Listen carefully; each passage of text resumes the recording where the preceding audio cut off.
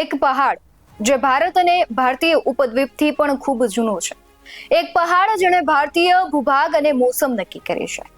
એક પહાડ જેણે ગંગા યમુનાના મેદાનોને રેગિસ્તાન થતા બચાવ્યા છે, પણ એક સમય એવો આવ્યો કે હવે તે પોતાના અસ્તિત્વ બચાવવા માટે સંઘર્ષ કરી રહ્યો છે. વાત છે અરવલ્લી પહાડની શૃંખલાની, જે પોતાના અસ્તિત્વ માટેની લડાઈ લડવા મજબૂર બન્યું છે. નમસ્કાર, વાત વિગતવાર સાથે હું છું ભગવતી વિશાવડિયા.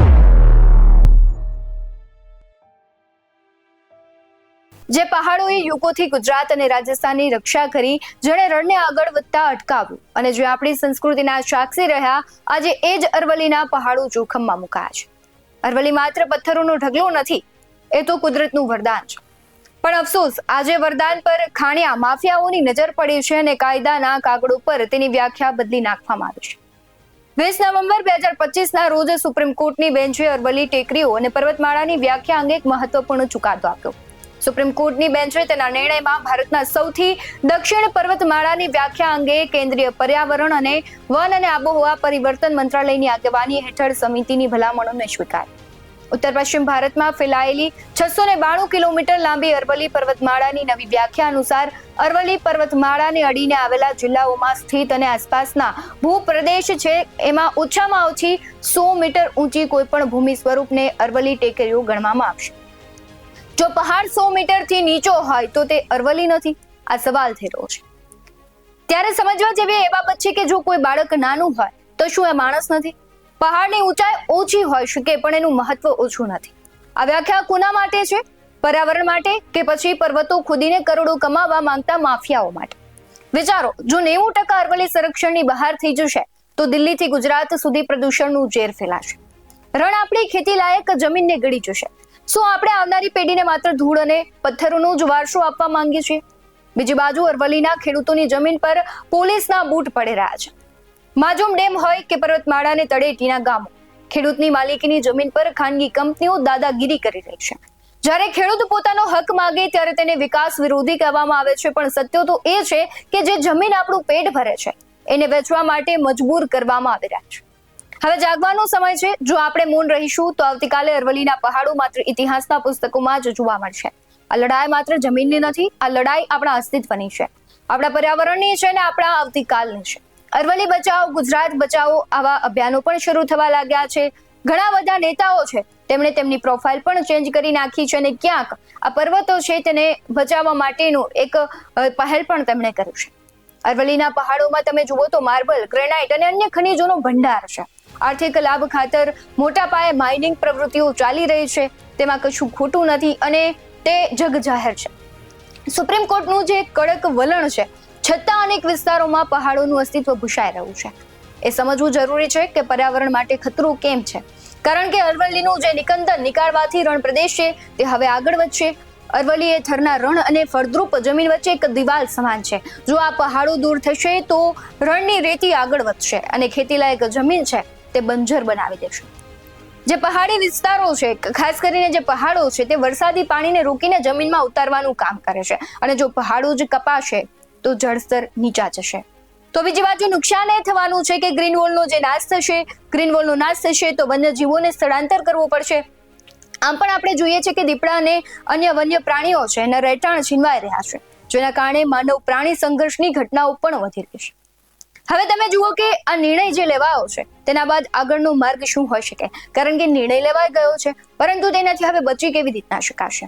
વન નાબૂદીને રોકવી પડશે. જે વિસ્તારોમાં ખાણકામ બંધ થયું છે ત્યાં મોટા પાયે વૃક્ષારોપણ કરવું પડશે. ડ્રોન સર્વેલન્સની પણ મદદ લેવી પડશે, એટલે કે ગેરકાયદેસર ખનન રોકવા માટે ટેકનોલોજીનો ઉપયોગ કરવો જરૂરી છે. ઇકો ટુરિઝમને પણ મહત્વ આપવું પડશે, કારણ કે ખાણકામને બદલે પર્યાવરણને નુકસાન ન થાય તેવા પ્રવાસન ઉદ્યોગને પ્રોત્સાહન આપવું જોશે. અને તમે એક વસ્તુ જુઓ કે છેલ્લા 50 વર્ષમાં ગેરકાયદેસર માઇનિંગને કારણે 31 પર્વતો ગાયબ થયા છે. કુલ 12,081 માઉન્ટેન હતા, જેમાંથી હવે 1048 જ જે 100 ફૂટ બેન્ચમાર્કમાં બચશે.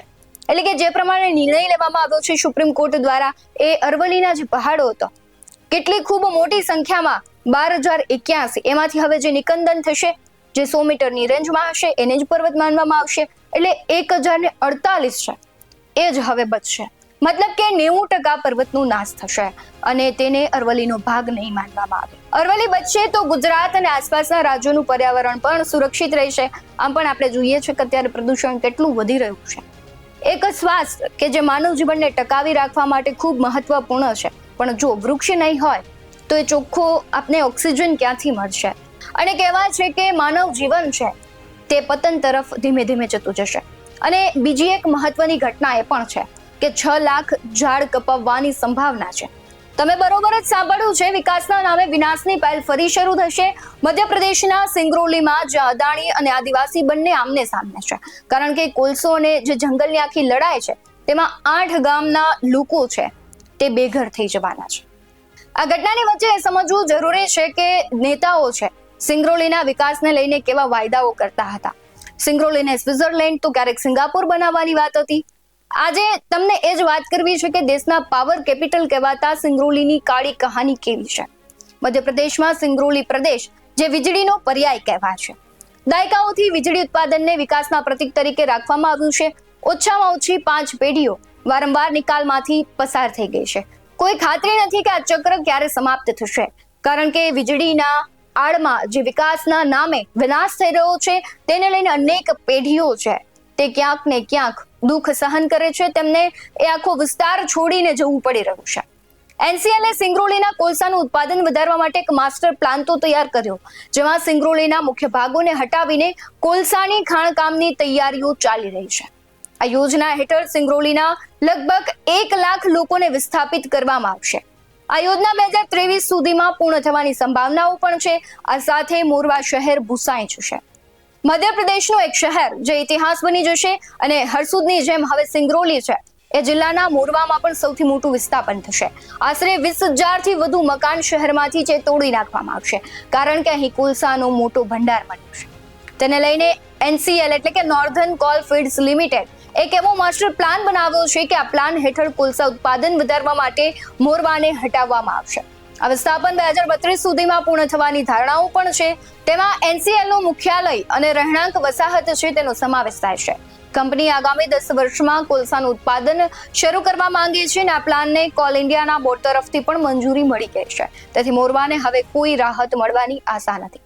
સિંગરૌલી કોલફિલ્ડ 2202 ચોરસ કિલોમીટરમાં ફેલાયું છે અને મુહર સબ બેસિન 312 કિલોમીટરમાં ફેલાયું છે, જ્યારે સિંગરૌલી મુખ્ય બેસિન 1890 ચોરસ કિલોમીટરમાં ફેલાયું છે. અત્યાર સુધીમાં માત્ર મુહેર પેટા બેસિનમાં જ કોલસાનું ખાણકામ થઈ રહ્યું છે, પરંતુ માસ્ટર પ્લાનમાં સમગ્ર કોલસા ક્ષેત્રોમાં ખાણકામની તૈયારી છે. આ માટે વોર્ડ નંબર 3, 4, 5, 6, 7, 8 અને 9 અને 10 કુલ 1485 હેક્ટર જે જમીન છે તેને સંપાદિત કરવામાં આવશે, જેના કારણે 20,000 મકાનો તોડી પાડવામાં આવશે. તો મોરવાના વિસ્થાપિતોને વળતરમાં આપવામાં આવશે તે 35,000 કરોડ રૂપિયા સુધી હોઈ શકે. હવે તે જોવાનું રહેશે કે રહેતા પરિવારોને કઈ જગ્યાએ વસાવવામાં આવશે. વિસ્થાપિત થનાર લોકો સાથે કોલ ઇન્ડિયા વાત કરી તેનું પ્લાનિંગ કરી રહી છે. સમગ્ર ઘટનામાં ત્યાંના જે રહેવાસીઓ છે 82 વર્ષીય ભગવાન પ્રસાદ એવું કહે છે કે 70 વર્ષથી વધુ સમય થઈ ગયો છે, છતાં મારા જીવનમાં કોઈ સ્થિરતા નથી. દરરોજ રાત અને દિવસે મને ચિંતા થઈ રહી છે કે કોઈ સરકારી અધિકારી હાથમાં નોટિસ લઈને આવશે, મારા દરવાજા પર ખટખટાવશે. પ્રસાદ એકલા નથી, આવા અનેક લોકો છે કે જે પોતાના આખા ભવિષ્યને લઈને સતત ચિંતામાં રહે છે. બીજી તરફ Centre for Advance Studies in South East Europe Lena ડોકુઝોવિકના એક અહેવાલમાં અંદાજે છે કે સિંગરૌલીની કુલ વસ્તીના 90% લોકો છે ઓછામાં ઓછા એક વખત વિસ્થાપિત થયા છે. તે એક ગંભીર વાસ્તવિકતા છે અને સરકાર અવગણી રહી છે. સિંગરૌલી જિલ્લો છે તે ઉત્તર મધ્ય ભારતના એક દૂરના ખૂણામાં આવેલો છે, જે મધ્યપ્રદેશ અને ઉત્તર પ્રદેશની સરહદ પર ફેલાયો છે. 2008માં જ જિલ્લો જાહેર કરાયો.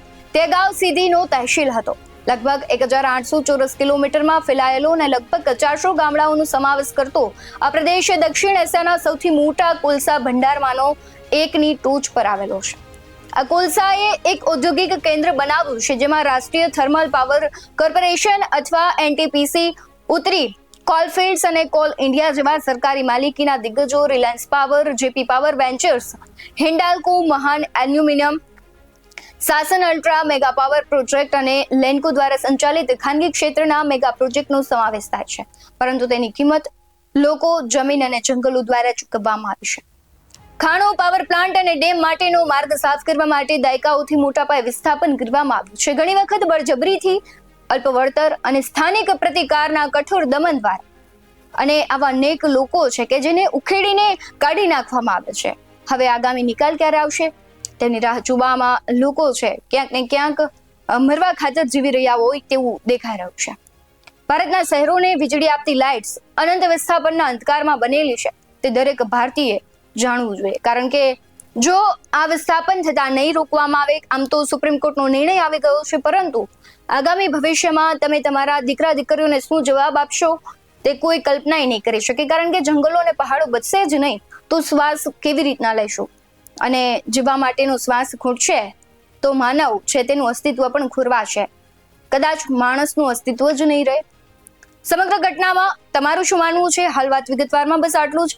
કમેન્ટ બોક્સમાં જરૂરથી જણાવજો કે તમારો મંતવ્ય શું છે. જે પ્રમાણે જંગલનું નિકંદન થઈ રહ્યું છે, પહાડો છે તેને એ રેન્જમાં સમાવેશ કરવામાં નથી આવતા, એટલે ક્યાંક ને ક્યાંક પર્યાવરણીય મોટું નુકસાન થવાનું છે.